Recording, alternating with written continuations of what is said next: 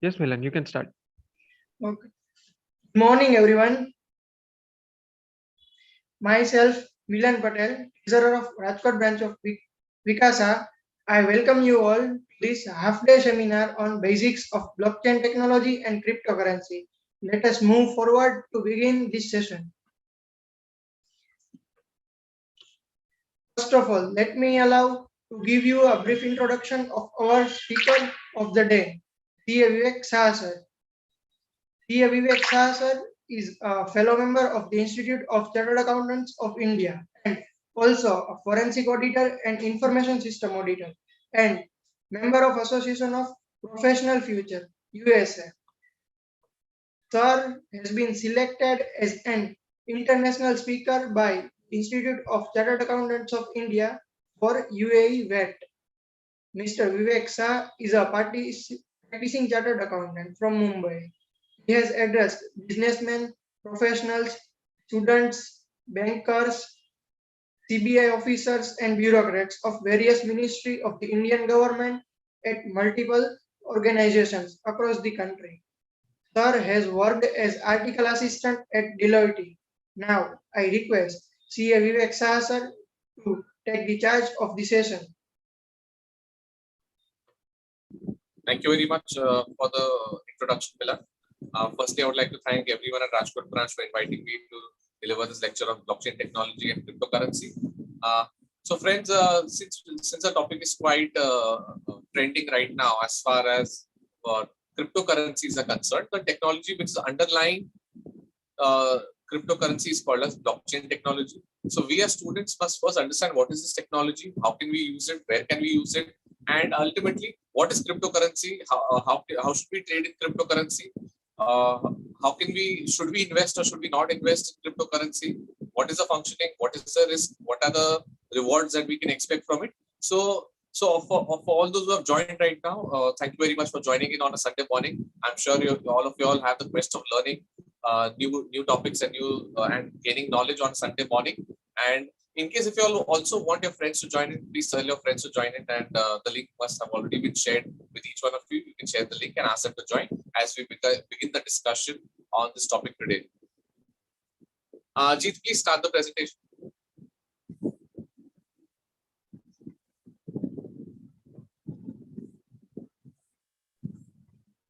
Sorry, sir.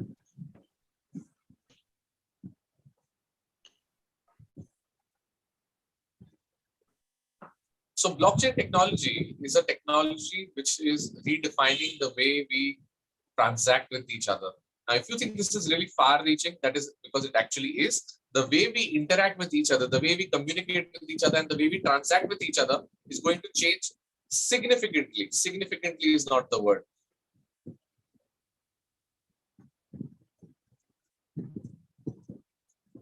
And the way there was an internet revolution at one point of time in the early 1990s, the way there was a major revolution on getting everything online in the 2000s.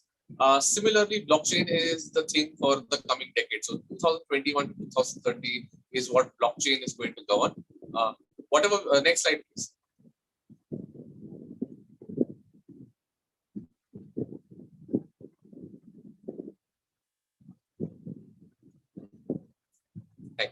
So whatever we discuss, it's always been my endeavor to ensure that whatever we discuss is definitely going to help the nation. And nation, I personally, and I'm sure all of us over here also resonate with the same feeling that, nation must come first forever and always. Next slide, please.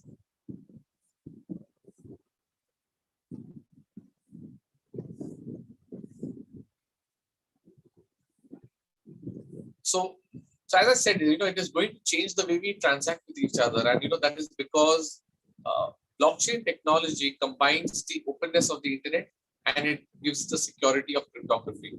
Now, when I say openness of the internet, it means anyone with an active internet connection will be able to access any blockchain. Of course, there are certain access rights which have to be granted to the users of blockchain. But for any open blockchain, anyone with an active internet connection will be able to access a blockchain. And when we talk about cryptography, so cryptography is a security protocol. Cryptography is something which secures a transaction. It is something which changes the form of the data which is being sent from one computer to another computer, from one server to another server, or from one place, or from one mobile to another mobile. Let's take an example of WhatsApp. You know, whenever you open WhatsApp, you will get a notification at the top of a new chat that this is end-to-end encrypted. Your chat is covered by end-to-end encryption. So that encryption refers to cryptography. Now, what is the level of encryption? There are different levels of encryption. Generally, for banking transactions, we have 128-bit SSL encryption, which is a secured security layer SSL encryption. For even further and higher end securities and for military grade security, there is something called as 256-bit military grade encryption, which is right now, which is considered to be a highly secured form of encryption. Of course, there is nothing which is not unhackable. So hacking is like a cat and mouse race. When one reaches the other place, the other one has already reached there. So hacking and security go hand in hand. And and we'll discuss more about cryptography and how we use cryptography in our daily lives.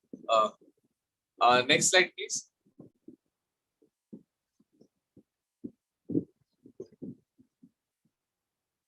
So what exactly is blockchain? You know, let's try and understand the word blockchain and how was it derived. So as I said, the term blockchain was originally derived from the words block and chain. Prior to having this technology of Bitcoin, which is a peer-to-peer payment system. So this is a technical word which was used in its white paper of Bitcoin.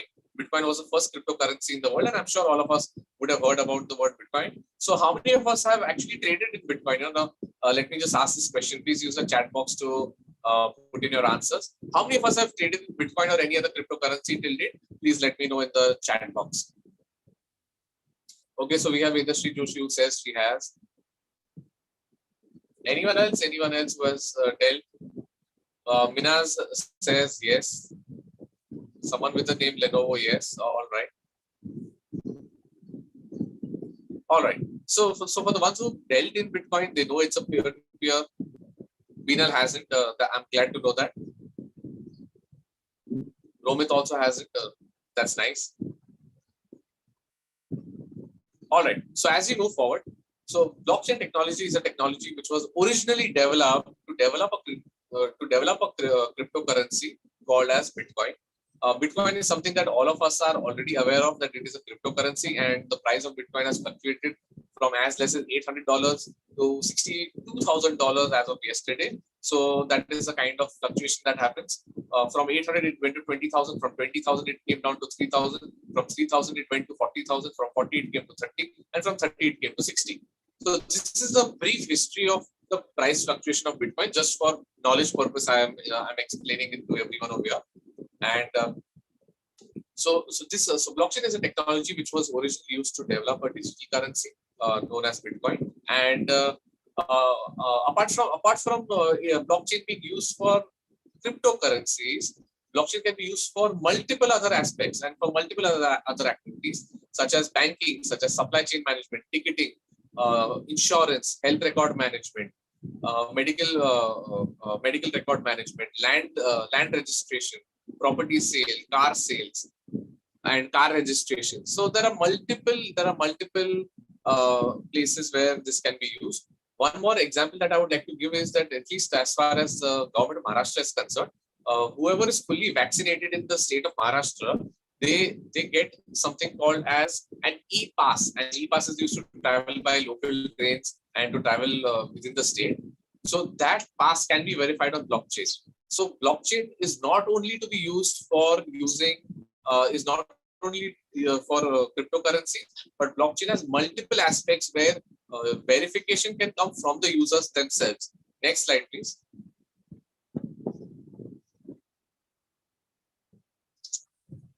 So this technology is a secure technology which is designed to store information in a way where it is practically impossible to add, edit, modify, delete, or change any data without other users of that blockchain coming to know. Now, how that happens, we will understand the technicalities of it as we move forward. But for now, let's understand that this is a secure network. It is a secure technology. And here, once you've entered data, you cannot change the data. I'll give you a very small example in accounting language, in accounting parlance, which we use on a regular basis.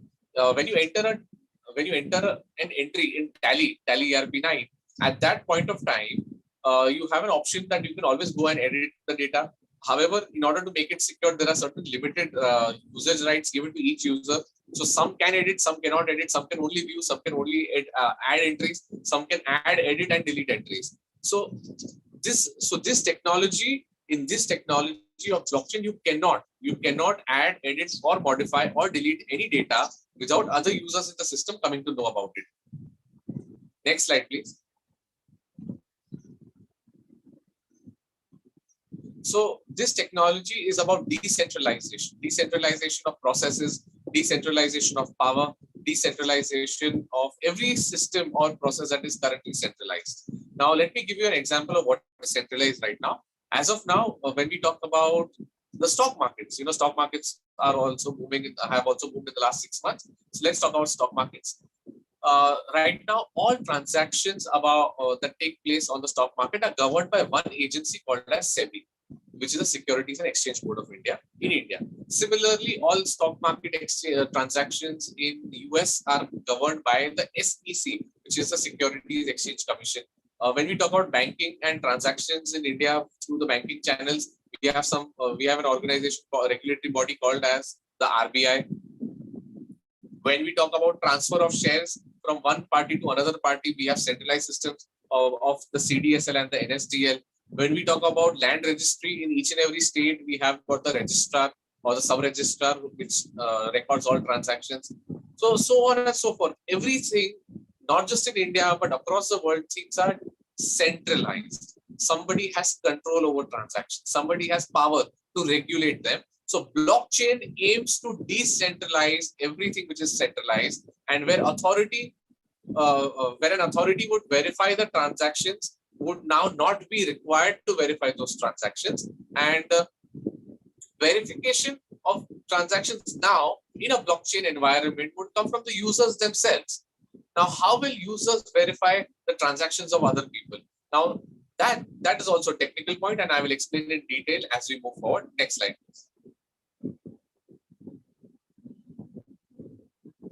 So at the core of this technology, it is only about recording data. Now that data could be recording of your banking transactions, recording of your tickets, recording of land records, recording of share purchase and sale transactions, and a lot other things which can be recorded.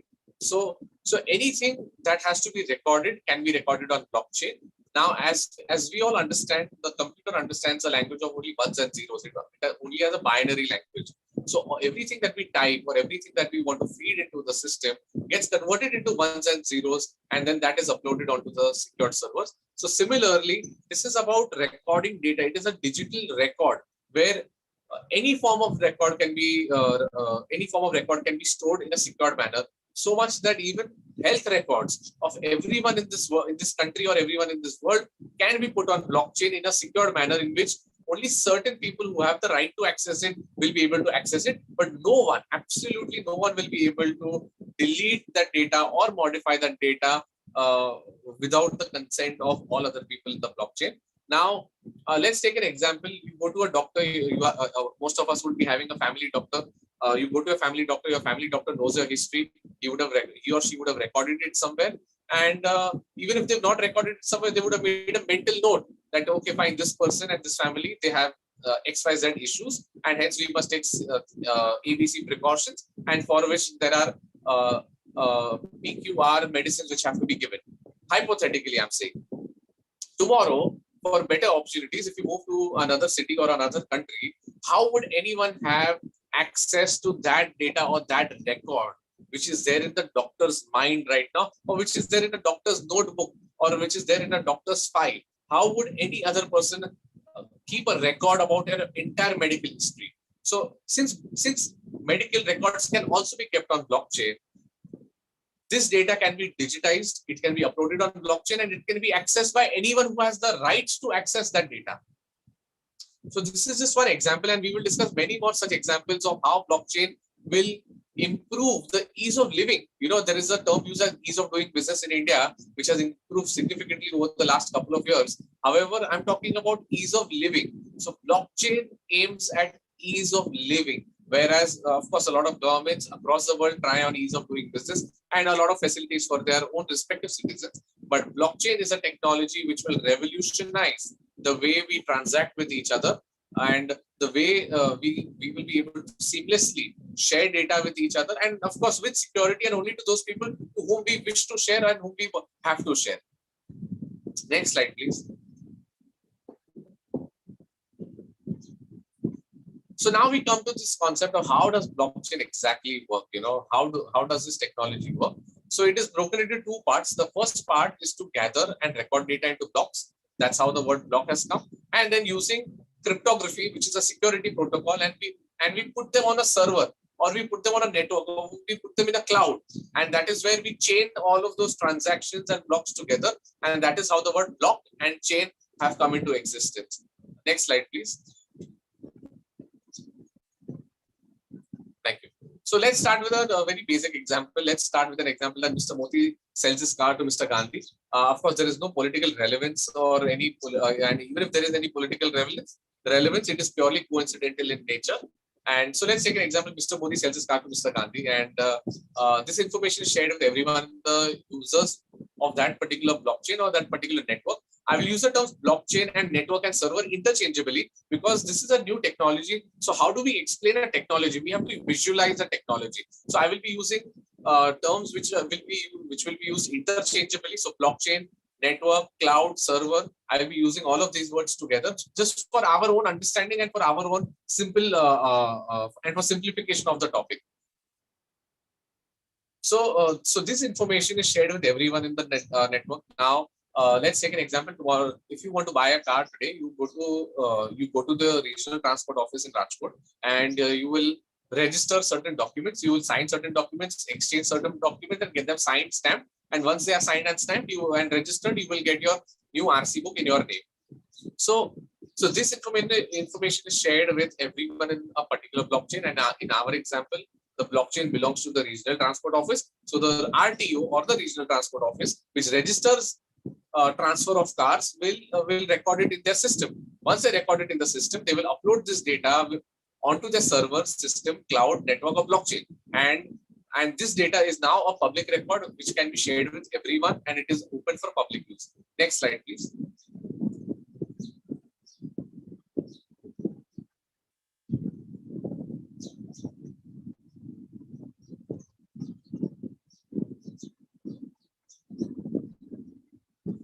Yes. So part 2 is building transactions into blocks. So when a particular car is sold for say 10 lakh rupees, and when a car is sold for 10 lakh rupees, and let's say I want to now edit something in that, it is practically not possible to edit because I am explaining how in part 2 every transaction is timestamped. So what you see on your screen is just a pictorial description of what a block would look like and how transactions are recorded into a particular block. So you can see on a screen is block number 3. Then there is behind that there's you can see on a screen is in one block there are transactions number 3, 4, 5, 6, 7, 8, 9, 10, so on and so forth. So there are multiple transactions taking place in one block. Now in this blockchain or in this network system, cloud or server, this transaction is recorded with all other transactions into a particular block.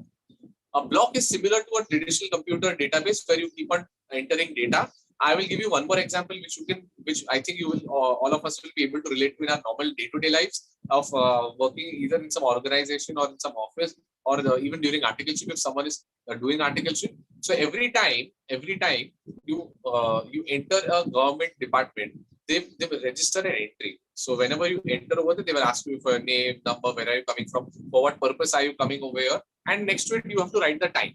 So every time a person enters a government building or a corporate office, at that point of time, there is an entry which is done in a register to enter the building or the premises. In such cases, That is an inward entry. That is like an entry for entering inside a premises or a building or a corporate office. Similarly, when every time a transaction is entered into the blockchain system, every transaction gets a timestamp. This timestamp is exactly similar to the inward entry that you do in a proper register or a chopada, as we call it in Gujarati. So now two people cannot get the same time. Now, when I talk about two people cannot enter at the same time, means two people cannot make an entry in the register at the same time.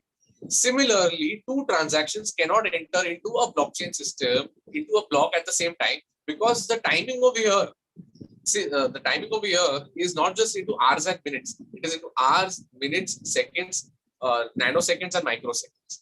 So no two transactions will ever get the same timestamp because there are multiple people who are entering these transactions. So let's say, for example, car registration is a state subject. So in the state of Gujarat, there are multiple RTOs or regional transport offices which would be recording data. Now, how can two transactions get the same timestamp even if they are being entered from multiple places? So even if there are two transactions which go almost at the same time, it will then be bifurcated into microsecond and nanosecond as to who uploaded it when. So no two transactions can ever get the same timestamp, and every time a block is full, it also gets a timestamp. So let me explain this by way of giving you another practical or a real life example of a file. You know, when you have a file, you have a box file. Whenever you all go for articleship, or you all are going for articleship, or even working elsewhere, at that time, you know, when you're preparing audit papers, it's a bulky file. It's quite voluminous in nature. So at that point of time, you will keep on. First, you'll put the engagement letter, then you'll put the appointment letter, then you will put your discussions, then you'll put your audit roadmap, then you'll put the proof, you'll put the samples tested, you'll put all data, so on and so forth. You know, however each one completes their own audit or whatever method is used. So as and when you keep on putting papers into your audit file, at some point of time, your audit file will become full. Once your audit file is full, what will you do? You will pack it, you will put an index on it, you will pack it, seal it, and put it in your archive section. Or once your audit is done, you will put it in your either in some cupboard which is far away, or you will put it in a go down which is at a separate place, or you'll put it at some place where you don't need to use it usually. So now that is called as archiving. Similarly, in a blockchain network also the same thing happens. So let's assume in our block there is a capacity of 100 transactions. Just the way in our file there is a capacity for 100 papers or pages. So once you have entered 100 transactions, there is no more capacity to add new transactions to that block. Just the way you would put your file aside and you would number the file, आप file के ऊपर उसका नाम लिख लोगे कि कौन से client का है, कौन से साल का है, उसकी क्या file number है, या जो भी है. The way you would do those things, similarly in a blockchain, the block also does the same thing. Once the block is full, once all the data is uploaded into the blockchain, into that particular block, the block also gets a timestamp. The block is also secured with security of using cryptography, and then the block is uploaded onto the chain or the blockchain or the server network or the cloud. Next slide, please.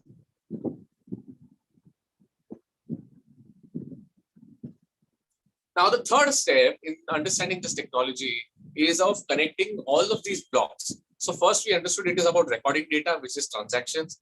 Then it is securing data, which is putting all the blocks onto the server, and now connecting the blocks into a chain. So this is how the technology works. It's just in 3 simple steps, and we as auditors must first know what is blockchain technology, and then we can decide how we use this technology and how will it affect the accounting profession. That is also what I'm going to explain as we progress in today's seminar. So once a particular block is completed, as I explained that the block would also get its own unique timestamp, and once the block is sent across the network, it is linked to the chain. Now, other users from other regional transport offices, we are talking about car registration. So there is a car registration which happens in Rajkot. There are a couple of them which happen in Ahmedabad, a few in Baroda, something in Surat, something in Vapi, something in Bhavnagar, something in Jamnagar. So on and so forth. So when we talk about each regional transport office uploading all the data together, so there may be more than one regional transport office which is uploading its data. So now each of those data, when they get uploaded onto the government website or onto the blockchain, other users can also send their blocks at the same time with their different timestamps. So once now that the documents now that the blocks are uploaded, it has to be secured using something called as the hash function. Now, what do we mean by hash function? A hash function is like a totaling function, adding, summation. You know, in Excel we use something called as alt equal to, which is auto addition. So hash function is something similar to that. Now when we talk about securing a transaction using hash function, to explain what is hash function, I will use, since most of us are from the accounting background over here, I will use the example or the analogy of our ledgers that we have. So every ledger must, so when we talk about accounts and ledgers, in ledgers we have something called as opening balance, then debit transactions during the period, credit transactions during the period, and then we have a closing balance. Similarly, hash function also works in that particular manner only. What you're seeing on your screen right now is block number 179, 180, then far behind you have 181, 182, 183, 184, and so on and so forth. Now, every time a block is uploaded, it has to be secured. It has to be secured using cryptography. Now, in order to use cryptography, we have to use something called as a hash function. Hash is totaling. Now, block number 179 will have some closing balance of block number 178. The closing balance of block number 178 becomes the opening balance of block number 179. In block number 179, there are debit and credit transactions. So whatever is the net summation or whatever is the net summation of that becomes the closing balance after adjustments. The closing balance of 179 becomes the opening balance of 180. The closing balance of 180 becomes the opening balance of 181. The closing balance of 181 becomes the opening balance of 182, so on and so forth. So hash function just does the summation, and every transaction has its hash, and then every block also has its hash. So if anyone tries to change even one value, even if you try to edit, remove 1 0 or add 1 0, the closing balance of the previous block will change, because of which the opening balance of the subsequent block will change, and because of which this process will keep on repeating over and over again, and then all the transactions will get repudiated or cancelled in the blockchain system. Now, when all transactions get cancelled in the blockchain system, other people in the blockchain system will get alerted. They will ask, and they will try to find out that why are our transactions getting repudiated, or why are our transactions getting cancelled.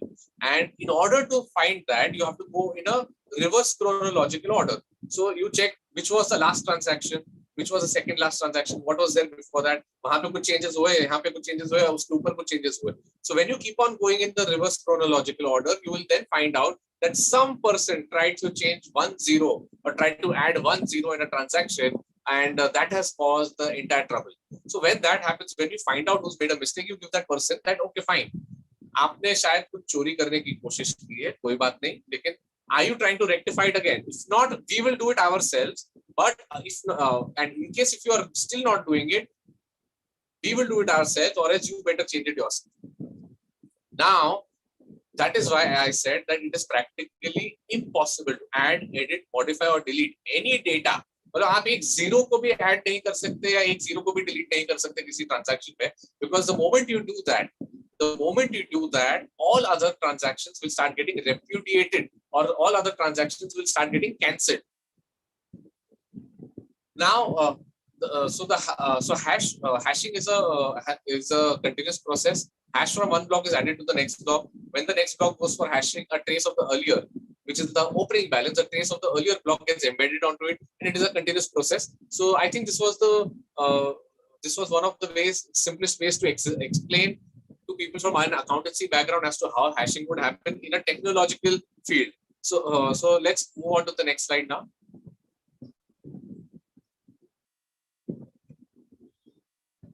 When we talk about using this technology, so this technology has tremendous potential. It can be used in our day-to-day activities, some of which is what we've already discussed and deliberated on.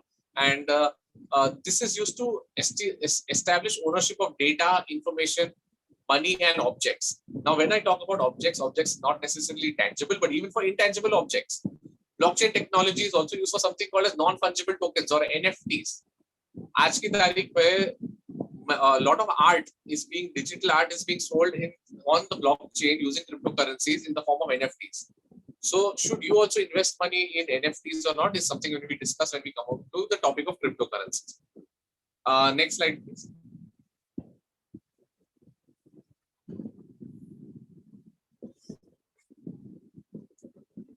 Okay, so let's talk about another practical example of ticket bookings. Right now, let's assume there is a Cricket World Cup which is happening in Rajkot itself. Okay, and there is a final of the Cricket World Cup happening in Rajkot, and you have got tickets.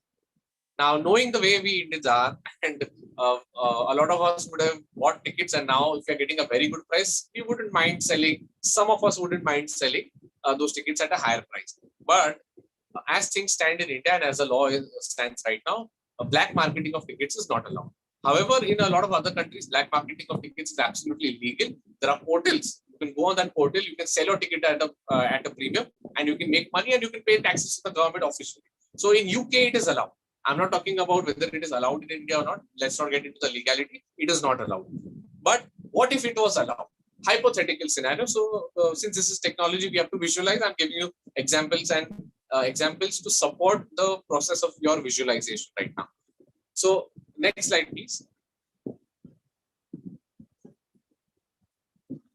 So this is a ticket of the, so let's assume this is the World Cup final ticket and the World Cup is happening in Rajkot, and the organizer of the event, in India it is BCCI, can upload all the dates, serial number and tickets, ticket details on their particular blockchain. Now this blockchain is accessible everyone online, whoever has an active internet connection, as I told, can access a blockchain. So they will access it with the help of internet. When the ticket is first sold, it will be assigned a digital ID. Digital ID is something that you can see on the bottom of your screens right now. You know, it's an alphanumeric number. It is a string of characters. And when the ticket is first sold, it is assigned a digital ID. This digital ID is used to maintain secrecy. And so who owns this digital ID? You and I will not know, only the owner of the blockchain will know.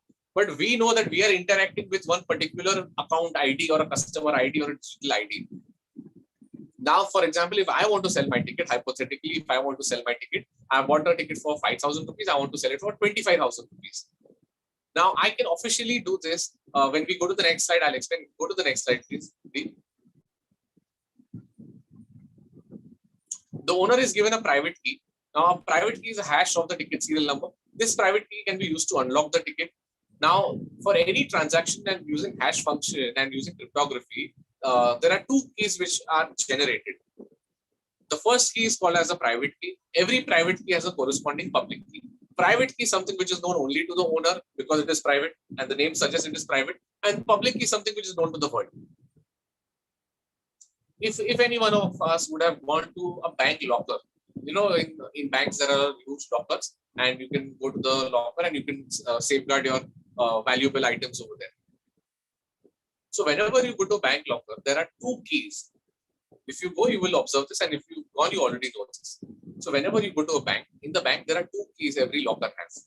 The first key belongs to the banker or the bank manager. And the second key is given to us, who's the customer. Now, when we go to the bank, we can only go with our key. Then we have to request the bank manager to come to use his key, unlock his key. Once he unlocks his key, he takes his key out and then he goes away. So that you can use the private key, you can open it and see what is kept, what you have kept inside, and you can collect it or deposit something. So what happens is, in case of a bank locker, this is how it happens. Now, cryptography is exactly similar to a bank locker and how you operate a bank locker.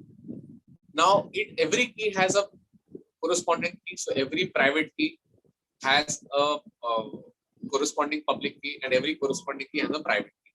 Matlab, without a private key, you will not have a corresponding key, and without you will not have a corresponding public key, and without a public key, you will not have a private key. दोनों साथ में ही generate होती है. Now, when we are talking about selling tickets on blockchain for a premium, and of course paying taxes to the government if it is legal, in that case, I have got a private key. Now, private key is known only to me, but then for my private key, there is a public key. let's assume Jeet wants to buy the ticket from me. So I know what is Jeet's public key, because public key is anyways public to everyone. So you can give a public key to everybody. You cannot give a private key to anybody. So in this example, when I want to send my ticket in a digital form to Jeet or to Milan, in that case, I will secure my ticket with two keys. First will be my private key and second will be his public key. Because my private key is known only to me, so I can lock the transaction with my key, and his public key is known to the world. So I will lock the transaction with the second key, which is his public key. अब मैंने अगर दो चाबी से lock किया है तो unlock करने के लिए भी दो चाबी लगेगी. Similarly, now in order to unlock this transaction, Jeet or Milan would have to use their private key and my public key. Their private key is known privately to them. It is like a password you cannot tell anyone. So their private key is with them. They will unlock the transaction with the private key, and my public key is known to the world, so they can unlock it with my public key. So whenever you're transacting or sending a transaction, you have to lock a transaction with two keys: your private key and the government's and the opposite person's public key. And to unlock it, the opposite person will need his or her private key and the sender's public key.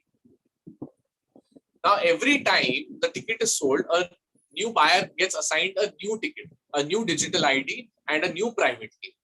Now, once a particular person can unlock a transaction with the two keys which we mentioned, my public and your private, in that case, the ticket is a genuine ticket.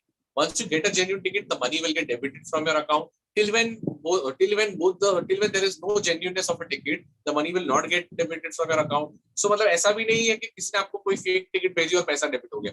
Only if the ticket is genuine, only if it is not a counterfeit ticket, only if the private key and the public key have a corresponding key which can unlock it, then only the money will get debited from a transaction. So this enables the government to make more revenue. This enables people to make some profit. This enables people to officially offer money that they make on black marketing of tickets, as it is called right now, to taxes. So next slide, please.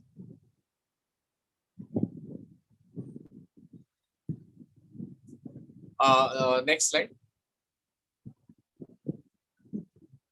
So one very good question which I just got in the chat box in a direct message is that who owns the blockchain? Now that's a very interesting question. I must appreciate the person who's asked this question. That this is a beautiful question. So so in our example, bank lockers are owned by the bank, but then who owns the blockchain? As of now, cryptocurrency blockchains. ठीक है, cryptocurrency एक बहुत छोटा सा application है इस बड़ी technology का. So cryptocurrency blockchains are not owned by anybody.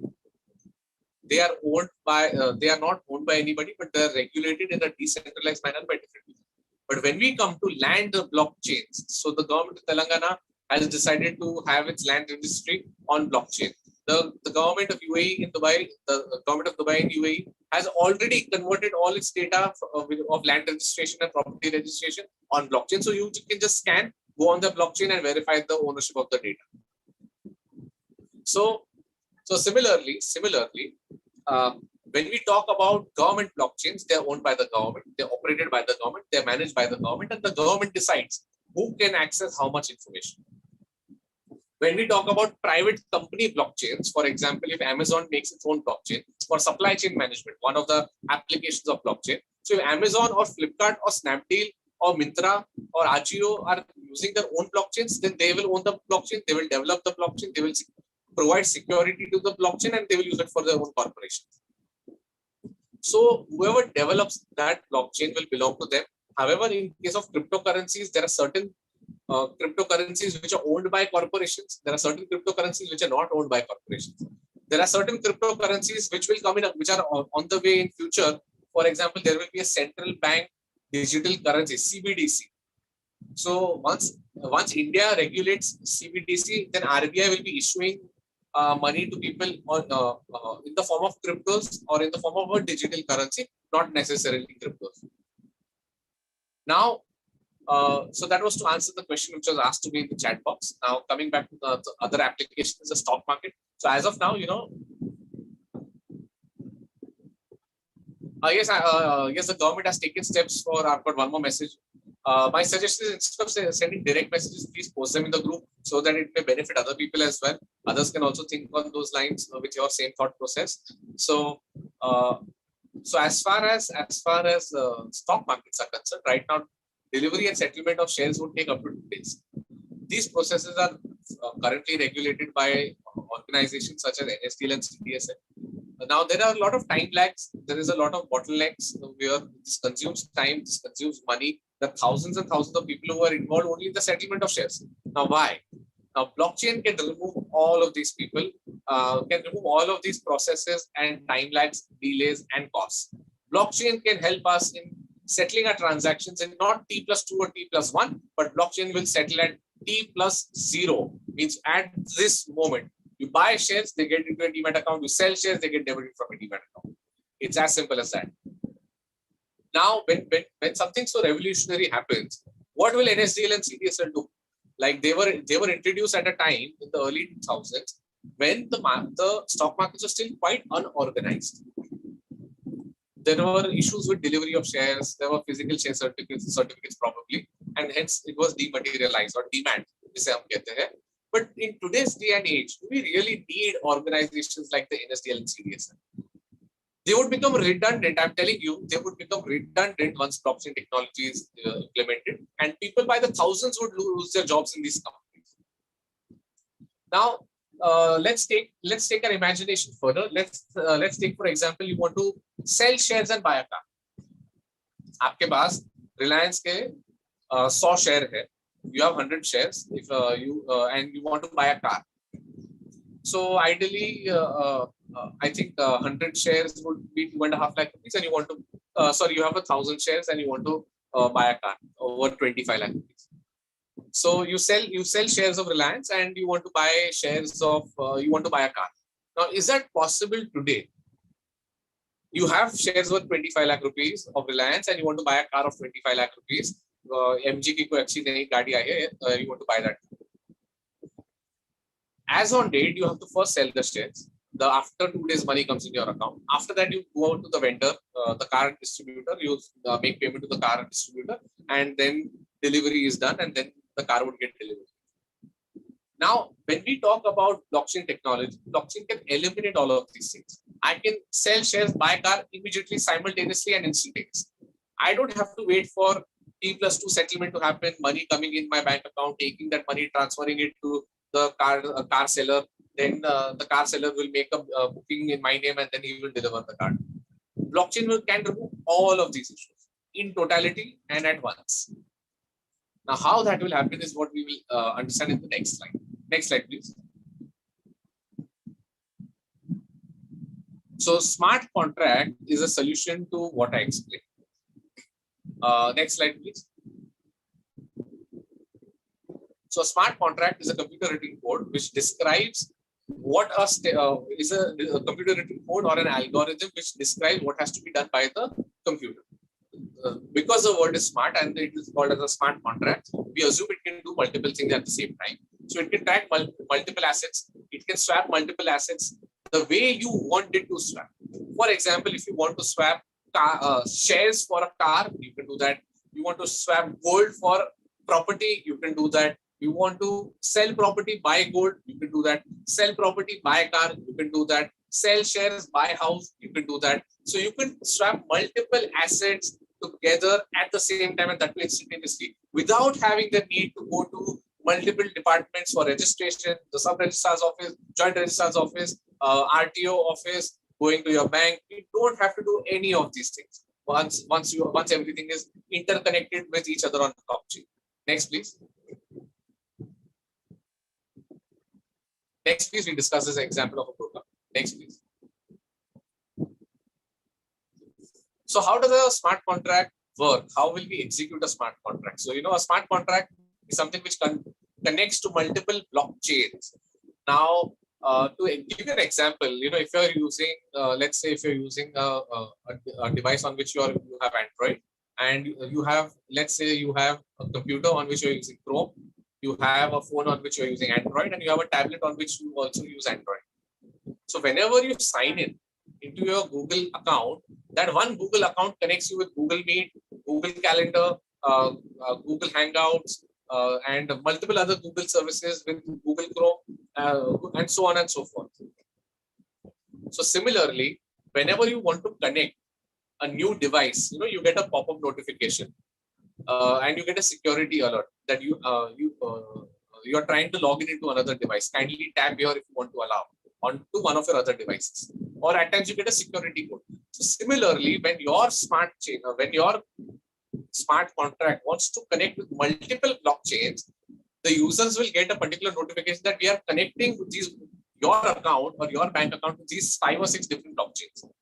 One blockchain, as I said, could be a bank, it could be health records, it could be land records, it could be,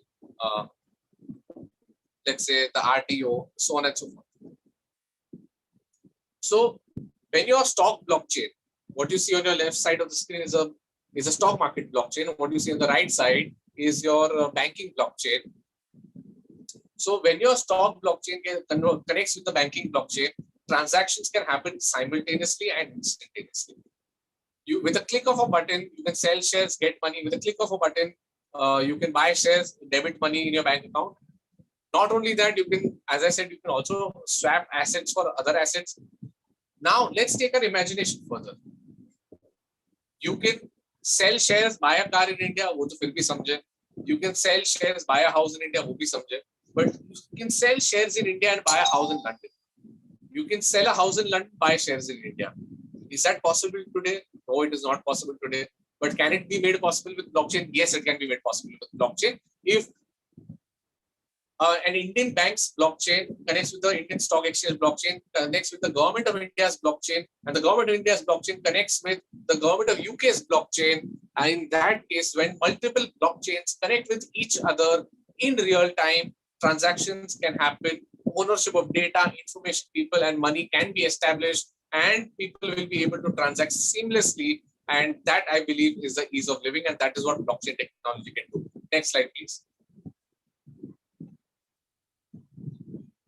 So digital IDs and Aadhars can actually be a very good example of what blockchain technology is all about, because it is as I said, at the heart of this technology, it is about recording data.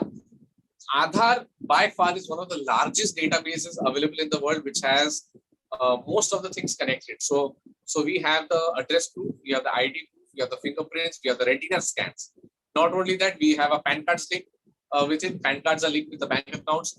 We have a driving license link with our Aadhaar card. We also have our property registration now done with our link to the Aadhaar card. We have LPG gas subsidy. Forget anything else. LPG gas subsidy, which is linked with Aadhaar. Our very own mobile phone connection, SIM cards are linked with Aadhaar. So everything is linked with Aadhaar, and it is by far one of the most complex structures of data that any government has across the world. I'm not just saying because this is a gathering of Indians and we believe in what our country is doing, but even from an international point of view, this is one of the most complex and one of the beautifully architected data structures available in the world. So, Rohit, you asked a question: can this data of Aadhaar be converted into blockchain? So there were a lot of people who said it should actually come on blockchain because, again, transacting becomes really easy. But UIDAI, which is the government authority which controls Aadhaar, they said that no, we will not put up any data of Aadhaar on globally accessible blockchain networks because of privacy concerns and because of loss of data and data leakages.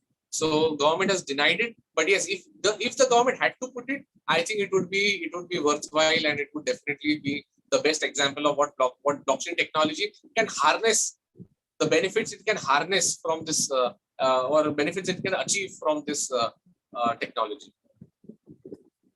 Next, please. Are we ready for blockchain? This is more of a dialogue, and I want you all to think for it. Are we ready for blockchain? Are there going to be any technological hurdles, upgradation of hardware, software? If there is an upgradation, who's going to bear the cost? Which companies will invest in it? So I think, of course, there are technological hurdles. Anything that is new is always faced with resistance. Of course, there is also a cost factor. There will be massive upgradation of hardware and software, which will be required. And who will invest in it? I think companies and corporations and governments which stand to benefit from it should first invest in it. Is it acceptable at the global level, blockchain? Yes, governments are accepting blockchain across the world because it's a technology, but not all governments are accepting cryptocurrencies. So India is neither accepting nor denying. US is accepting, China is totally denying. China has put restrictions and Chinese citizens cannot even, first there cannot be mining activities in China. There cannot be companies which are doing mining, trading, transacting, dealing, buying, selling, holding, or otherwise dealing with cryptocurrencies. And even the citizens are banned from owning cryptocurrencies in other countries. So will governments accept it? So for blockchain, yes, governments will accept it. Will the government of India accept it? Yes, the government of India, the late finance minister, Shri Arun Jaitley, sir, has on the floor of the house during the budget speech, he has declared that India will explore to reap the benefits of blockchain technology, but India is not very comfortable. But India does not consider cryptocurrency as a legal tender. This was after his budget speech in, I think, in 2016 or 17. This was said on the floor of the house in the parliament. So the stand of government of India is clear that we were open to blockchain technology, but we do not consider cryptocurrency as a legal tender. Now, unemployment, I think it's a much larger social issue because people by the millions across the world will lose their jobs once the blockchain technology is implemented. Now, I'll give you another example of unemployment. Earlier, banking records were managed manually. So, there would be people who would do the totaling for every account at the end of the year, and then they would put the total, close the books and everything. Now, after SAP environment or Oracle or Finacle has come and core banking solutions have been implemented, I don't think bank audits are done in that way. Now, everything is done with the use of technology. Similarly, once there is technological advancement, people by the millions will lose their jobs. But the only way to beat that, this is my advice to all the young people over here, the only way to beat that is you upskill yourself. Aap kabil ban jaiye.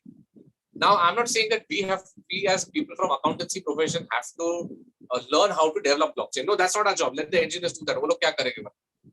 But at least we must know how is our role going to change as far as audits are concerned. Now, audits will not happen the way audits are happening right now. Audits will also happen on blockchain in future. Once banking happens on blockchain, audit will also happen on blockchain. With the introduction of blockchain in accountancy or in finance, in financial operations, debit will always be equal to credit. There is absolutely no chance of debit not being equal to credit. मतलब वो जो आप trial balance tally करने की कोशिश करते हो, वैसा problem आ ही नहीं सकते.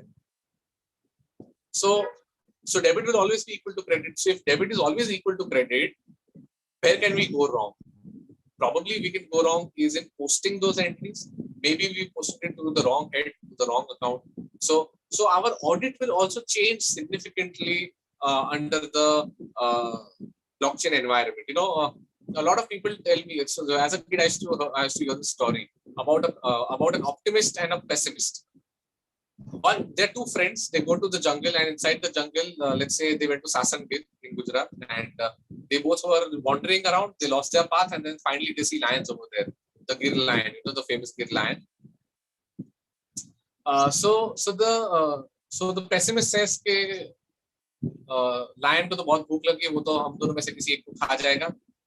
The optimist says कि let's run. He said नहीं, but the lion will outrun us. He'll run faster than us. He'll kill us, and then बाकी कोई फायदा नहीं है. So the optimist says कि I'm not trying to run faster than the lion. I'm not trying to fight the lion. I'm trying to run faster than you. So this is about upskilling ourselves. We need not develop blockchains. We only need to know how our role is going to change, and we need not be the best in the world. That's fine. We need not be best in the world. You just have to be better than the other person that you know. So if how many of us are over here today? Let me just say around 30 of us are present over here right now. So if 30 of us are better than the other 300 people of Rajkot, fair enough. We've done justice to our Sunday morning over here today. So now talking about legal recognition and standardization, there is no law which regulates cryptocurrencies right now. However, there are certain countries which have started regulating it. For example, in Singapore, cryptocurrencies are regulated. In Australia, to some extent, trading cryptocurrencies is regulated. But in India, there is no legal recognition given to trading of cryptocurrencies. cryptocurrencies, nor is there any law which standardizes it. When we talk about the legal recognition in India, I also want to highlight one more point that we have RBI, which takes care about banking. Then we have SEBI, which takes care about exchanges and stock exchanges. So neither RBI nor Finance Ministry nor the SEBI have issued any guidelines or clarification on whether the so-called self-proclaimed and unrecognized exchanges, who call themselves as exchanges, they call themselves as cryptocurrency exchanges. Exchange you word use करने का right दिया किसने है मतलब they are calling themselves as exchange, but the government of India has not recognized them as exchange because the term exchange is defined in the SEBI Act, the Securities Act of India. So they are unrecognized exchanges. They are not recognized stock exchanges, and they are neither regulated nor are they recognized. So whenever you're dealing with any of these exchanges, you have to be careful about with whom are you dealing and how are you dealing. Security concerns, does hacking happen? Yes, hacking does happen. Is it only a currency or a business? I think it's a blockchain is not just a currency, it's a business. And Yagnik is asking like WazirX. I will neither endorse WazirX nor will I deny or renounce WazirX. Similarly, I will neither endorse any of the cryptocurrency exchanges nor will I deny any of the cryptocurrency exchanges of the credentials. But I can say, as cryptocurrency exchanges, none of them are recognized in India. None of them are regulated in India. They are self-regulated. मतलब वो अपना खुद का चला रहे, उसके ऊपर कोई अथॉरिटी या एजेंसी नहीं है जो आपका ध्यान रख सकते हैं. Next slide, please. So at present, there are more than 16,000 cryptocurrencies in the market. I think there's one less zero here in my slide. So there are more than 16,000 currencies. Each one makes its own cryptocurrency.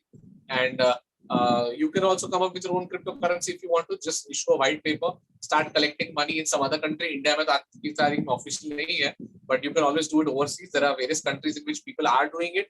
I'm aware of. Yes, Meet, what you raised is absolutely correct. Yes. So the best known cryptocurrencies right now stand as Bitcoin, Ethereum, Ripple, and Dash. Of course, then you have something called as the Dogecoin, and then you have the Shiba Inu, and then you have a lot of other smaller coins, altcoins, which are now on the upward move. So the total market cap of all these cryptocurrencies was more than $1 trillion. This is an old figure. 78 billion was actually an old figure. Is more than $1 trillion, which is much more than the total forex reserves of France, Germany, and Italy put together. So something which is digital and something which is artificial has got more value than something that is real and which is tangible. Next slide, please. So let us understand what is mining, trading, legal status, what is the global outlook, and how is technology being misused. So when we talk about mining, cryptocurrency mining means you run servers, you keep your computers, you set up an entire data center, and then you start mining cryptocurrencies. Means you start taking care of all the transactions which are going to happen on the particular blockchain. अगर आप bitcoin mining करोगे तो आपको bitcoin मिलेगा, अगर आप ripple का mining करोगे तो आपको रिपल मिलेगा, इथेरियम माइनिंग करोगे तो इथेरियम मिलेगा. सिमिलरली अगर आप गोल्ड माइनिंग करोगे तो आपको गोल्ड मिलेगा, डायमंड का माइनिंग करोगे तो डायमंड मिलेगा, बॉक्साइट का माइनिंग करोगे तो उसमें से बॉक्साइट मिलेगा, कोल का माइनिंग करोगे तो कोल मिलेगा. सो whichever currency you are mining, you will get that currency only as a return. So this mining is very similar to gold mining. From a gold mine, you can only expect gold to come out. From a gold mine, you will not get coal. From a gold mine, you will not get aluminium or bauxite. Similarly, if you're doing mining of Bitcoin, you will only get Bitcoin as a remuneration. Trading. So now, should you mine? That's a bigger question. Should you mine? So in mining, please be careful. There are a lot of scams which happen. जिस तरह से हम mutual funds होते हैं, they say that we collect money from smaller people, gather it, and then we invest in large quantities. But you will get only whatever you have invested. Similarly, there are such scams happening in mining also. There are people who claim that we have a very large data center somewhere in Iceland. We do not have to do any cooling because the temperature itself is quite low over there. So we save on the cost. Technology is cheap. ऐसा project करते हैं, ऐसा सच में शायद ना हो. So you invest only $10,000 with us. Okay, you invest only $10,000 in our mining setup, and in return we will give you $20,000 after 1 year. So now people who are, for lack of another word, let us use the word greed. People are greedy for some small amount of money. They say कि $10,000 का $20,000 हो रहा है, तो चलो एक बार risk ले लेते हैं. We can afford to pay $10,000, which is a very small amount, 7.5 lakh rupees only. So let us invest 7.5 lakh rupees. We'll get 15 lakhs next year. So in that case, you know, लोग क्या करते हैं कि mining ऐसे scams में पैसा डालते हैं. 11 महीने तक कम्युनिकेशन होता रहेगा. 12वें महीने में जब पैसा वापस लेना है, at that time that person will run. Also beware about this fact that most of these scams are also multi-layer marketing scams. So they say that if you get me 3 other people, I will return your money to you. You have invested $10,000. Generally, they don't start with such amounts; they start with small amount. Invest only $100, 7,500 rupees. If you get 3 more people, I return the money to you. So this is how scams happen in mining. Not just mining, even in cryptocurrencies, there are scams which happen like this. Even in cryptocurrency, there are scams which happen like this. People say that the more you sell with your code, आपको एक code दिया जाता है, the more you sell with your code, you will get more returns on your cryptocurrency as bonus points. So all of this is a scam. As not all, but most of this is a scam. I stand corrected. And be very careful before you invest in any kind of this thing, because it is your hard-earned money. I do not want young people to lose money in these things. Of course, if you're making money and if you want to take risk, that's a personal choice that you can do. But what I can only advise is that as on date, it is not legalized in India. There is no legal recognition, nor is it termed as illegal. Matlab, let's be fair on both sides of the argument. It is neither legal nor illegal. It is in the gray area, and then it is the discretion of the person who's parking money in these kind of cryptocurrencies. It is absolutely their prerogative. Now, as far as RBI is concerned, RBI का एक circular था in 2019 which prohibited banks from using their services for cryptocurrency exchange. In December 2020, the Honorable Supreme Court, in its own wisdom, I don't know why, but the Honorable Supreme Court, in its own wisdom, put a stay on that circular. So now, from December 2020 till date, maximum trading in cryptocurrency has happened. The active user base has increased somewhere to 2 crore users of cryptocurrencies in India out of a total population of 135 crores. Now, of course, there are some rough estimates which say there are 10 crore people, but I don't think that would be a fair estimate, because in India, there are only 6 crore people who file income tax returns. Well, income tax return, भले nil return हो, tax वाला return हो या कोई भी return हो, there are only 6 crore people who file income tax returns in India. And how can you expect 10 crore people to put money in something that they do not even understand? So I don't think that is a fair estimate. One of the co-founders of one of the so-called self-proclaimed self-regulated cryptocurrency exchanges has said that the fair estimate is 2 crore users in India. Now, why is this situation happening in India? Singapore has regulated it, US is regulating it, China has banned it. But why is India neither banning it nor regulating it? I think that the answer lies in bureaucracy. ठीक है? तो ऐसा है कि regulating currencies in India is the job of the RBI. It is not the job of any government. Governments cannot regulate currency. Governments cannot print currency. The notes that we have are a sovereign guarantee given by the RBI.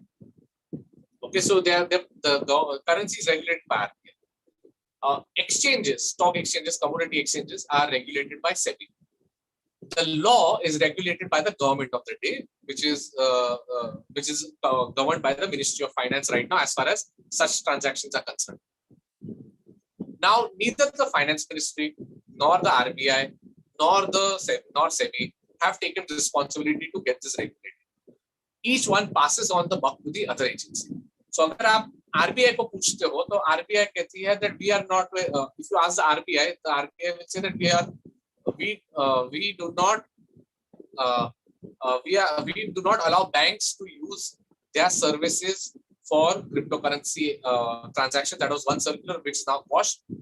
Second thing which the RBI said is that we do not consider this as a legal tender. Okay. Government of India under the Honorable Ministry of Finance, and multiple finance ministers have come, right, since the popularity of cryptocurrency in India. So multiple finance ministers have always told that we do not accept this as a legal tender. However, no one has told whether it is legal or illegal. SEBI के पास जाते तो SEBI कहती है कि this is not a recognized stock exchange.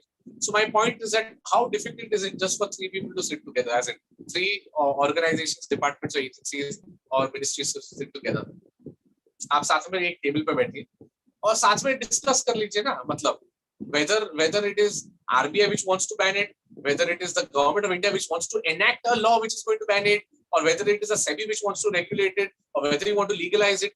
Legalize कर रहे हो तो टैक्स बता दो कितना भरना है, शॉर्ट टर्म कैपिटल कितना लगेगा, लॉन्ग टर्म लगेगा, to treat it as a capital asset, to treat it as a current asset, क्या करना है, मतलब at least there should be some clarity. Neither the RBI nor the SEBI nor the Ministry of Finance. I don't blame one, I blame entire bureaucracy surrounding this issue, which has lacked leadership to show what has to happen as far as regulation of cryptocurrency is concerned. I don't blame one, I blame all of them together, jointly and collectively. Now, the global outlook is in the Gulf countries it is regulated. In the Gulf countries, it is regulated to some extent. In China, it is banned in totality. In the EU, in certain Scandinavian countries, you'll be surprised to know the way we have ATM machines. You know, there are Bitcoin ATM machines in certain Scandinavian countries. मतलब आप उधर जाइए, euros load कीजिए, आपको Bitcoin मिल जाएगा. You sell your euros, आपको you sell your Bitcoins, आपको euros मिल जाएगा machine में से.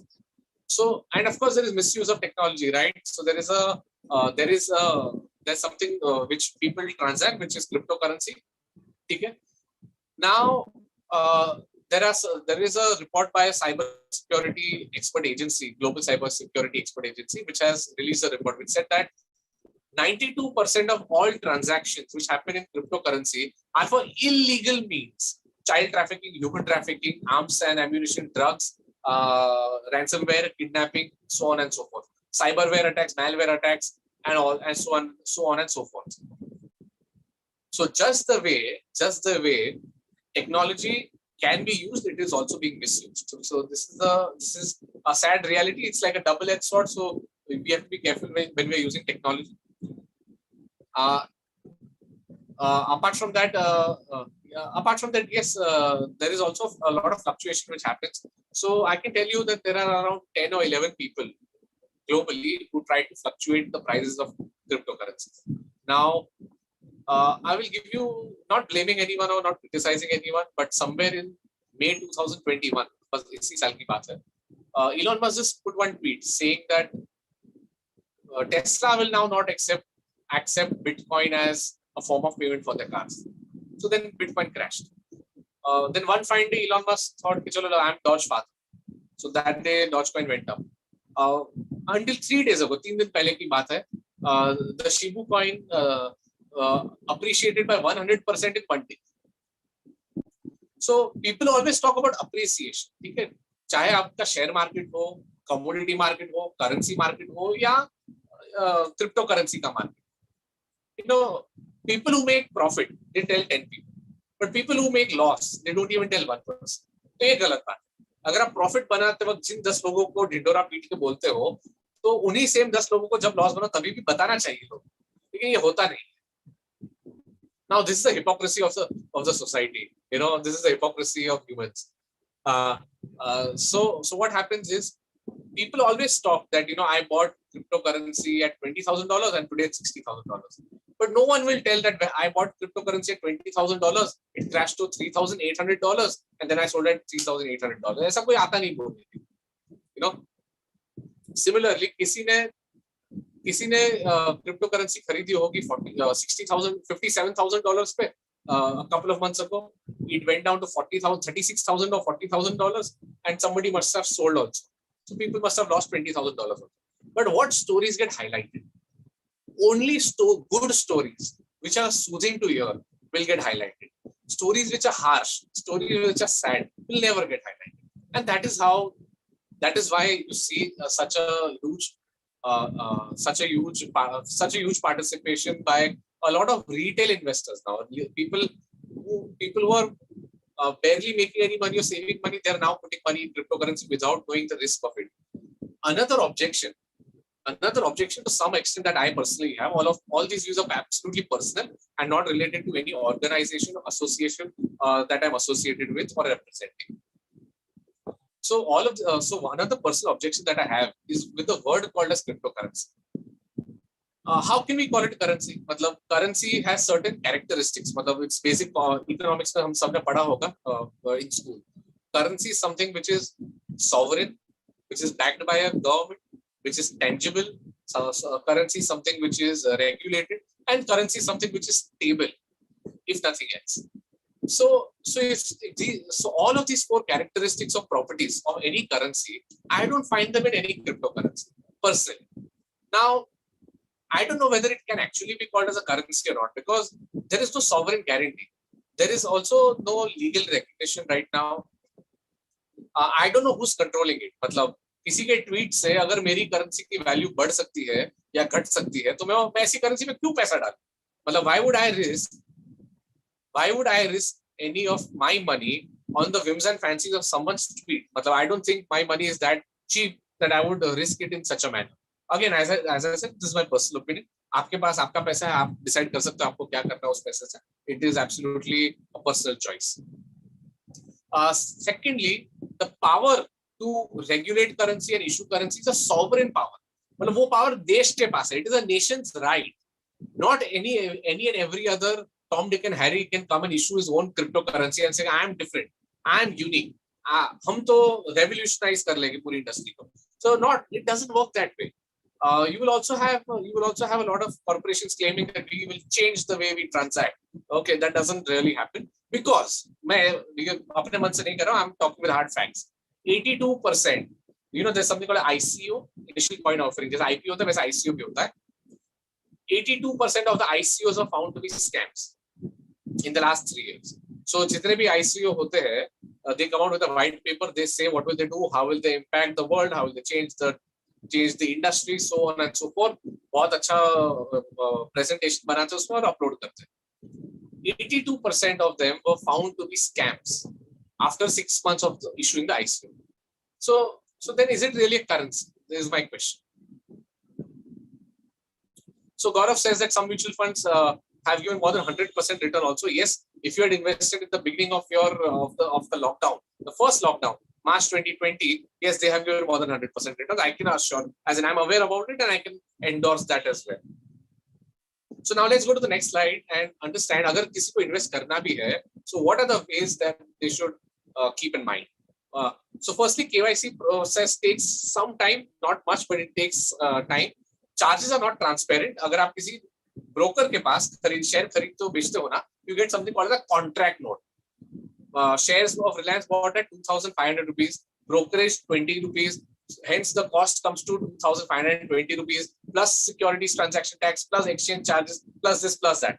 So, आपका net cost आपको पड़े 2,530 rupees. Now, when you buy a cryptocurrency on any of these so-called self-proclaimed exchanges, charges are not transparent. Some of them charge as less as 0.5% and some charge as high as 5%. So 5% on buy and 5% on sell, of course, on both sides. So if the charges are not transparent, I don't think you should invest in. You should put. No, I will not use the word invest. You should not park your money in cryptocurrencies on so-called self-proclaimed, self-regulated cryptocurrency exchanges. Of course, everything is linked with your Aadhaar card and PAN card, at least for the so-called self-proclaimed, self-regulated exchanges in India. Privacy is not maintained because you have to link it with your Aadhaar card and PAN card. The whole concept of peer-to-peer lending, peer-to-peer transfer of money was to maintain anonymity. आज की तारीख में anonymity तो रही नहीं है because you have to compulsorily link it with your Aadhaar card and PAN. There are limited options to swap currencies for another currency. So, as I said, there are more than 16,000 currencies. Not all 16,000 of them can be traded in India. So, only you can transact only in some. You cannot transact in all. Payout in India is only in INR. There is no payout in India through an Indian exchange in any other currency. However, in other countries and in other exchanges, if you have your account, you can take the payout in multiple currencies such as the dollar, euro, pound, or the Japanese yen or the Chinese yuan or any other currency. As of now, all transactions have to be routed only through the bank or through your credit card. There are no other ways. Of course, there are other ways which I have heard of, but I'm not aware who exactly does it. ऐसा सुनने में आया है कि कुछ लोग ऐसे होते हैं जो आप कैश उनको दे दीजिए तो आपको पैसा भी दे देते हैं. कुछ लोग आपको क्रिप्टो करेंसी दे देते हैं. Yes, P2P भी होता है, which is person-to-person transfer. So there are certain people also who run money laundering businesses. Mina's very good question about ICICI Bank. I'll come back to it. There are certain people who also claim that आप हमें पैसा Dubai में दीजिए, हम आपको crypto currency India में देते हैं. There are certain people who say कि आप हमें पैसा इंडिया में दीजिए, हम आपको क्रिप्टो करेंसी यूएस में देते हैं, सिंगापुर में देते हैं, जापान में देते हैं. So somewhere it amounts to money laundering. Now money laundering is totally prohibited under the Prevention of Money Laundering Act (PMLA). It is a criminal offense. So please be aware that you should always have knowledge about what is happening. We as chartered accountants or future chartered accountants cannot be aloof from what is happening in the real world. Okay. Having knowledge does not mean that we have done something wrong. Having knowledge is one and doing something wrong is second. So there are people who I've heard who do these kind of money laundering activities also through cryptocurrencies. I've also heard that people buy and sell drugs now through cryptocurrencies. मतलब अगर किसी को drugs लेने हैं तो cryptocurrency में लेते हैं.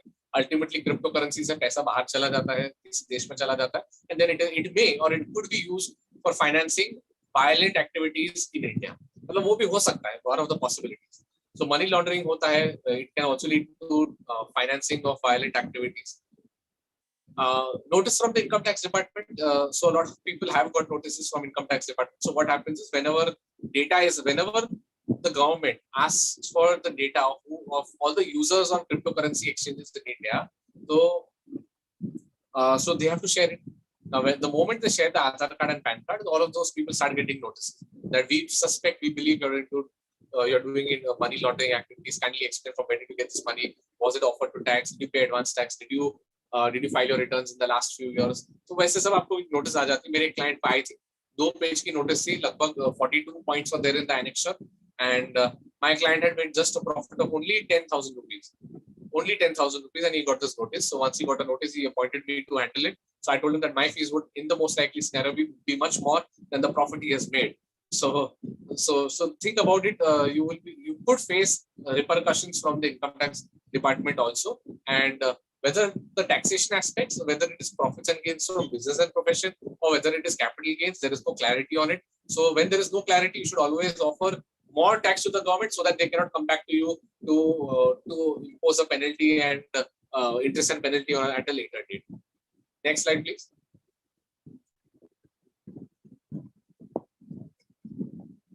Now, in case if you still want to invest in any cryptocurrency, what are the factors that you should consider? So first thing that you need to understand and find is what is the total mined quantity?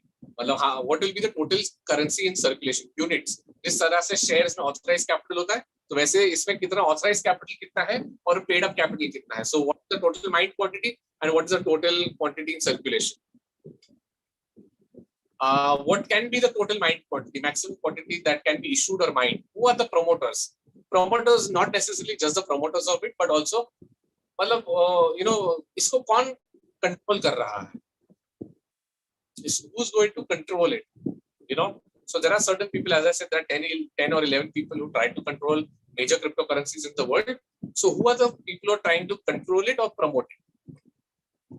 At times there are actors and actresses, even some Bollywood actors and actresses who promote certain kind of cryptocurrencies because they are associated with those cryptocurrencies in some manner or the other. There are cricketers who, not cricketers, there are sports persons who promote certain types of cryptocurrencies because they're associated with it. Also understand, is it just a business or a currency? So you need to understand that the cryptocurrency in which you are investing, is it just for trading currency or is it a business? In some cryptocurrencies, it is said that our cryptocurrency can only be used to purchase NFTs on our platform. Our cryptocurrencies can only be used for purchasing NFTs on our platform. So that is fine to some extent. That is fine. It is not a currency. It is for providing a particular utility or a service. Similarly, there is another example of a company called as Drive Easy. Drive Easy has rental cars. In India, they have rental cars. They did their ICO, which is the initial coin offering in Singapore, after taking due permission from various governments and disclosing it appropriately. They said that if you buy my coins in Singapore in my ICO, for every one coin that you buy, I will allow you to use my car for 1 hour for free in India. It's a Bangalore-based company, Bangalore headquartered company. So that is a business. Okay. Bitcoin is not a business. Bitcoin is not a business for sure. Bitcoin is not saying that if you buy Bitcoins or purchase Bitcoin, you will get this service or that service. It is pure peer-to-peer transferring system. Also, are some cryptocurrencies country specific, or are some cryptocurrencies globally acceptable? So there are some country specific cryptocurrencies also. Also see what is the movement in recent times.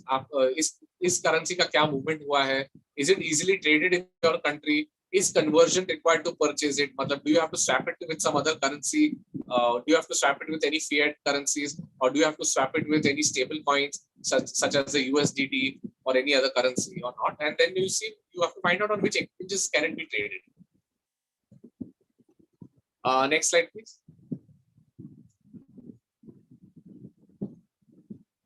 So ICO is something, as I said, is a new trend. A lot of people come up with their own ICOs. 82% of them are found to be scams in ICO listings. There is legal ambiguity in India. Foreign listing is possible, and people are doing it. Indians are doing it.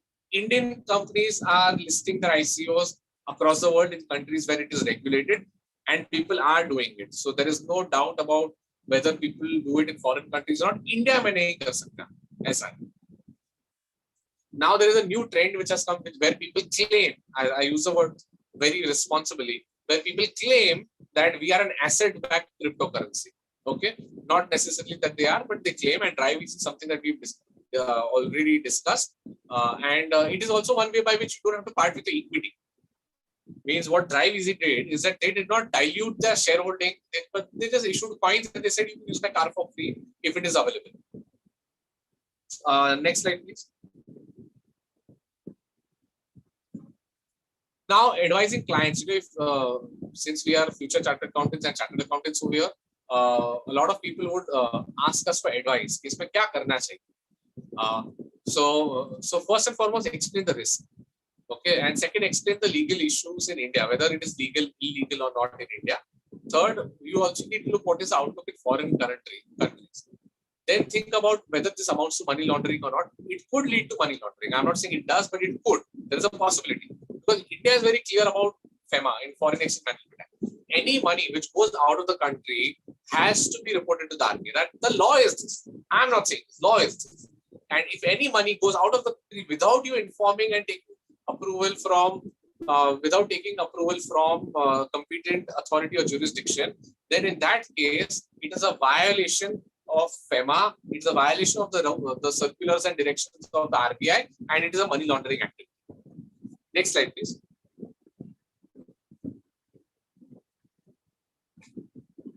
Okay, and as I told you that almost 92% of all transactions are scams. So my computer was hacked one of the days a couple of years ago, and this is a screenshot of that. And the hacker said that due to a security alert, we have security issue. We have hacked your, we have locked your system, not hacked. Kindly pay us 2 bitcoins. This was a time when the price of Bitcoin was only $7,000. So kindly pay us 2 bitcoins, and we will unlock your computer. So my colleague called me, sir, मैंने hacker से बात कर ली, hacker बोले 2 bitcoin दे दीजिए, मैंने उसको email किया था, he's asking for 2 bitcoins, kindly pay me 2 bitcoins, I will unlock your computer. So I said, but why will we pay 2 bitcoins? First, I cannot afford it, and second, I don't have that kind of money. And third, I told him, अपना Saturday, this was on a Monday morning, I told Saturday का जो backup है उसको restore कर लो, computer format कर लो.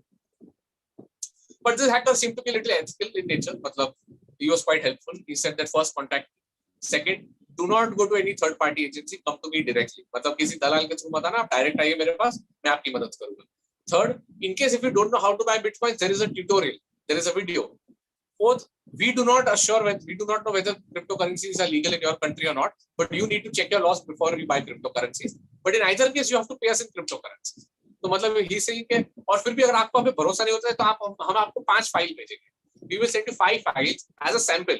अगर आपको पसंद आए, अगर आपको हमारी सर्विस अच्छी लगे, तो ही आप हमें बिटकॉइन देना, वरना बिटकॉइन मत देना. So I told my colleague nothing doing, just restore the backup from Saturday. So always keep a backup of all your data, because the only way to neutralize hacking threats is by restoring your data, and is to have data. One very senior chartered accountant, I will not name him, he told me that his computer was hacked, and he was asked to pay a ransom of 15 lakh rupees in order to release the data. तो मैंने sir को कहा कि sir backup restore कर लीजिए. He said, "नहीं, but I did not take backup." I said, "Sir, why did you not take backup?" He said, "मुझे कभी पता नहीं चला कि backup लेना इतना जरूरी होता है." I said, "Sir, but why pay 15 lakh rupees?" He said, "See, the thing is that I manage accounts and keep the hisab of a lot of people who are in the real estate business. So क्या होता है कि उनके कुछ अलग type के accounts भी होते हैं, some different type of accounts which are not only through banking channels. So now if those accounts are lost, then I will be in the middle of nowhere, and it will be a major threat to my clients and their data also. So hence I had paid 15 lakh rupees, but I'm going to claim it as an official expenditure in my income tax return." I said, "Sir, I'm not sure whether that is legally allowed or not, but आज की तारीख में ठीक है sir, you lost 15 lakh rupees. The only thing that you had to do was to buy a hard drive for only 5,000 rupees and appoint a person who would take a backup every week, so that at least your data is safeguarded and secured." Next slide, please. So one fine day, I was sitting with my father, and on a Sunday morning only, this is quite some time ago, and he said that, "Okay, so this is where somebody is taking some real money and assuring you that he is giving you some digital money, which you do not know what the value of it is today, but tomorrow its value is going to increase." So I said, "Yes, that's absolutely correct." So somebody is taking your tangible and real money today in lieu of a promise or an aspiration that it is going to increase tomorrow. And लेकिन जा तो आपका असली पैसा रहा है, ठीक है? So it's a transformation which has begun. You may love it, you may hate it, but you just can't ignore it. And now we move to the next slide and towards the end of the presentation. Now, I've been saying this since much before even the Honorable Prime Minister said it, that data is the new oil. Reliance understood it, probably others did not. And the good or the bad part is Reliance has both. It has data and it has oil. Next slide, please. So in this information age, I believe data is king. People who have data will exceed. The next warfare will be on basis of data, not on basis of arms and ammunition. Countries can be put to a standstill. With cyber attacks on their data and on their systems. You don't really have to go and blast a missile anywhere. You can put a country to standstill only by a cyber attack.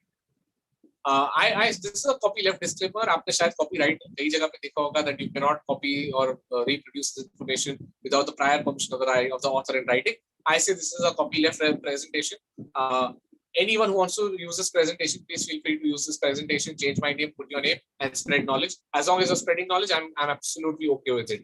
So, and we as professionals, I think knowledge is something which must freely flow from one person to another person and should not be confined to the minds of a few. Next slide, please.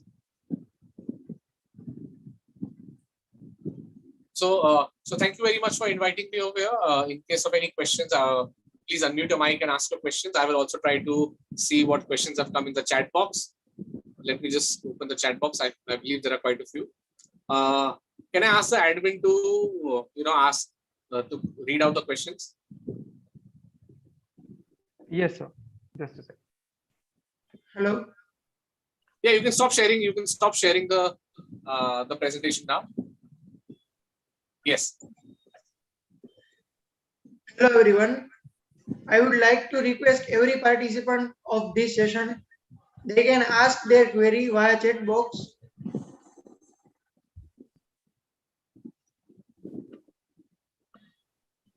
Sir, one Yes. query. Yes. Can the quantum computing technology help future in the blockchain technology? Can quantum computing? I'll just read it. Wait.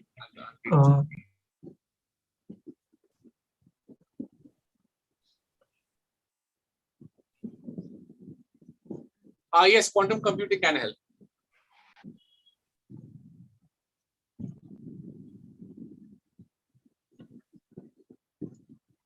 Yes, next question. Why ICICI Bank do not allow crypto transactions? Yes, that was a very good question by Binas. So what happened is one particular so-called self-proclaimed self-regulated exchange was dealing with ICICI Bank as its bankers. The enforcement directorate asked them to freeze all cryptocurrency transactions on one particular day. Of course, it was only for that one particular day, and because they were investigating a money laundering case of 2,900 crore rupees, which had happened through that so-called self-proclaimed and self-regulated exchange. So 2,900 crore rupees is no small amount. And of course, after that, they realized that money laundering was happening, and probably ICICI Bank did not approve of it, and they do not want to let people use their platform for parking money in cryptocurrencies. Sir, one more question is there. Sir, in increasing technology, does CA have to study more day by day technology for our works? No, I don't think. See, as chartered accountants, our role is not to develop this technology. Our role is only to know how this technology works, and that is what we've done today on the Sunday morning. We are not discussing how to develop a blockchain. We are just understanding what are the basics of blockchain. Once we've understood the basics of blockchain, how will it affect our accounting and finance operations or auditing operations is what we will have to try and understand. So I think our scope should ideally be limited to understanding how our role changes and not how the technology is going to advance. One more question is there. Sir, if client is making more money than capital gain tax is applicable? See, right now it has not been recognized as a separate capital asset in India. So my suggestion is please show it as business and income from business and profession, BGPP. Show it as business income and pay maximum tax that is applicable.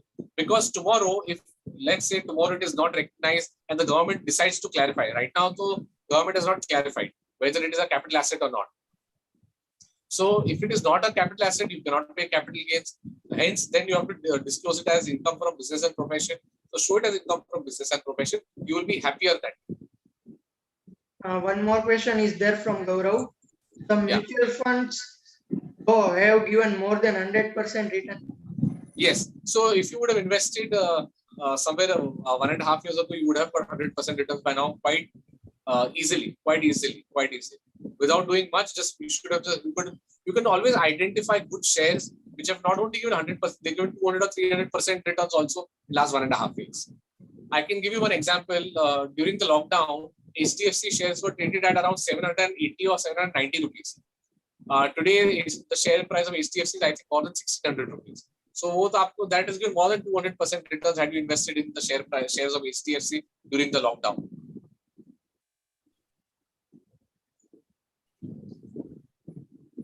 Hello participants. If you have yet any query pending, please ask. Yes, sure.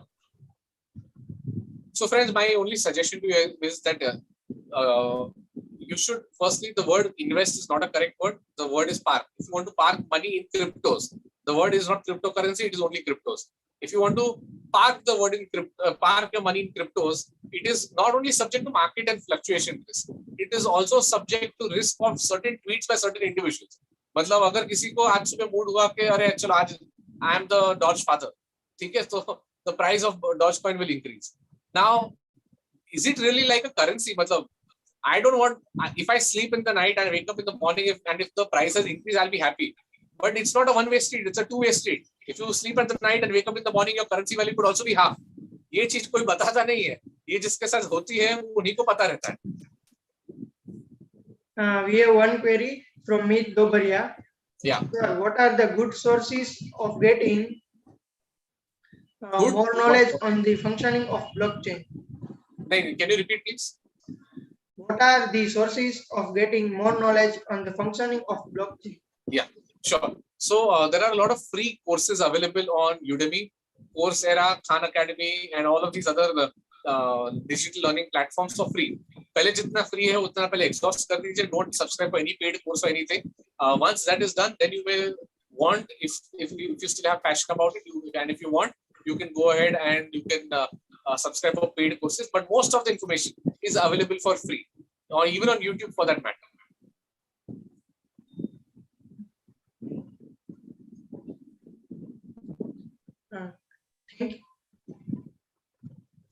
Thank you, sir.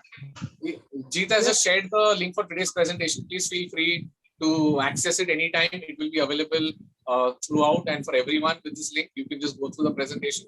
And apart from that, any other questions anyone's got?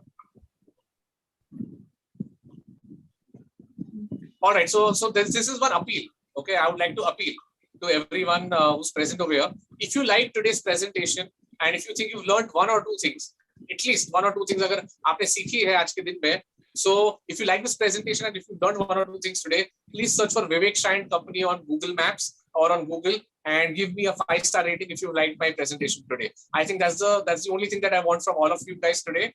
If you liked it, give a 5-star rating.